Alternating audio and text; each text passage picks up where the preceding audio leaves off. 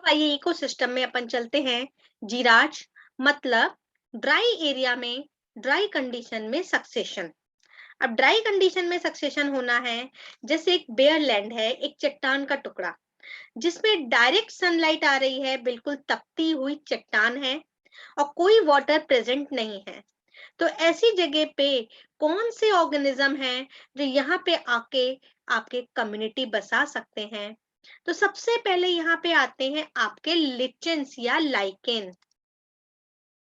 Lichen आप सब लोग जानते हैं, एल्गी और फंजाई का सिम्बायोसिस फॉर्म है और यही आपके ऑर्गेनिज्म हैं जो बेयर लैंड पे रहने के लिए अडेप्टेड हैं, बिना वाटर के और डायरेक्ट सनलाइट में। तो सबसे पहले क्रिस्टोज लाइकेन, फिर फॉलिएज लाइकेन आते हैं। ये लाइकेन अपनी मेटाबॉलिक एक्टिविटी के द्वारा इस रॉक की वेदरिंग करते हैं। मतलब इसकी चट्टान की वेदरिंग का मतलब टूटना, जिससे सॉइल बनेगी। इनमें से कुछ एसिड वगैरह निकलेगा जिससे आपके इस चट्टान की वेदरिंग होगी और थोड़ी सी सॉइल वगैरह बनेगी। तो क्रिस्टोज लाइकेन और फॉलिएज लाइकेन आए आपके। ये फॉलिएज लाइकेन, इन्होंने भी आपके कुछ आपकी मेटाबॉलिक एक्टिविटीज से इनकी चट्टान की वेदरिंग करी, जिससे कि ये आपके सॉइल बनी। फिर क्या हुआ, जब सॉइल बनी और ये आपके डायरेक्ट सनलाइट आई रही थी, तो सॉइल बनने पे जब रेनी सीजन आया तो सॉइल में आपके थोड़ा वाटर आ गया और ये आपके अडेप्टेड हो गई आपके मॉस स्टेज के लिए।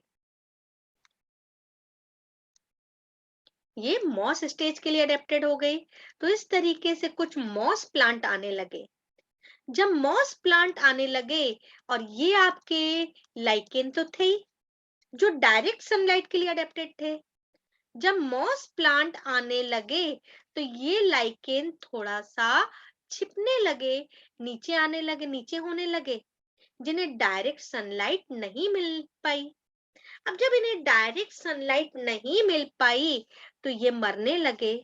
ये मरने लगे तो क्या हुआ, सॉइल में इनके मरने से कुछ ऑर्गेनिक मैटर आने लगा इनके डिकम्पोजिशन से। तो ये आपके शब्द, ये लाइकेन, और इनके मरने से सॉइल में ऑर्गेनिक मैटर आने लगा, ह्यूमस की क्वांटिटी बढ़ी। तो अब ये सॉइल अडेप्टेड हो गई एनुअल ग्रास स्टेज के लिए। एनुअल ग्रास स्टेज के लिए अडेप्टेड हो गई। फिर आपके एनुअल ग्रास जब आने लगी तो ये आपके एनुअल ग्रास आने लगी, तो जो शब्द थे वो आपके थोड़ा नीचे छुपने लगे। ये छुपने लगे और नीचे लाइकेन भी छुपने लगे, तो वो मरे तो सॉइल की क्वांटिटी और बढ़ी। भाई इनकी जो एनुअल ग्रास है, इनकी रूट जो है पत्थर के अंदर गई, जिससे उस चट्टान की और वेदरिंग हुई, तो सॉइल की क्वांटिटी और बढ़ी। और इनके मरने से सॉइल में ह्यूमस की क्वांटिटी भी बढ़ी, ऑर्गेनिक मैटर बढ़ा, जिसका डिकम्पोजिशन हुआ तो ह्यूमस की क्वांटिटी बढ़ी, जिससे सॉइल आपके मॉइस्चर को एब्जॉर्ब करने के लिए अडेप्टेड हो गई। तो यहाँ पे एनुअल ग्रास स्टेज के बाद फिर आपके पेरिनियल ग्रास आने लगे। ये आपके पेरिनियल ग्रास आने लगे। तो ये पेरिनियल ग्रास आने लगी लंबी लंबी, जिसकी रूट और आपके चट्टान में गई, जिससे सॉइल की आपकी चट्टान की और वेदरिंग हुई, तो और सॉइल बढ़ी। इनमें से कुछ मरे तो सॉइल में ऑर्गेनिक मटेरियल बढ़ा, डिकम्पोजिशन से ह्यूमस की क्वांटिटी बढ़ी।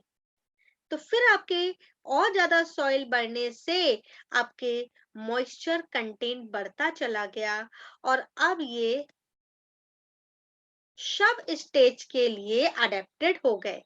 तो ये आपके शव स्टेज आने लगी। ये प्लांट शव आने लगे, झाड़ियां, झाड़ियों की रूट और अंदर गई तो रॉक की और ज्यादा वेदरिंग हुई और सॉइल बनी और ह्यूमस बढ़ा। तो ये आपके जो अडेप्टेड हो गई क्लाइमेक्स कम्युनिटी के लिए, जिसमें आपके बड़े बड़े ट्री आने लगे। तो इस तरीके से ये आपके क्लाइमेक्स कम्युनिटी आ गई, जिससे बड़े बड़े ट्री आ गए और कम्युनिटी बस गई। तो इस तरीके से ये जिराज में भी स्टार्ट हुआ था बेयर लैंड से, सूखी चट्टान से, जहां पे वाटर बिल्कुल नहीं था, और धीमे धीमे lichens, crustose lichen, foliose lichen, फिर मॉस स्टेज, फिर annual grass stage, perennial grass stage, shrub stage, और बाद में ट्री स्टेज आ गई। और ये ट्री मीजोफाइट्स नेचर के होते हैं, ना बहुत ड्राई ना ही एक्वेटिक, बहुत पानी, तो मॉडरेट वाटर में रहते हैं। तो देखिए, चाहे हाइड्राच हो चाहे जीराच, पाइनियर स्पीसीज कोई भी हो, क्लाइमेक्स स्टेज में हमेशा आपके मीजोफाइट प्लांट्स ही आते हैं। ठीक है, तो ये थी आपके जिराज की डिफरेंट सीरल स्टेजेस। आ गया बेटा आप लोग को ये समझ में?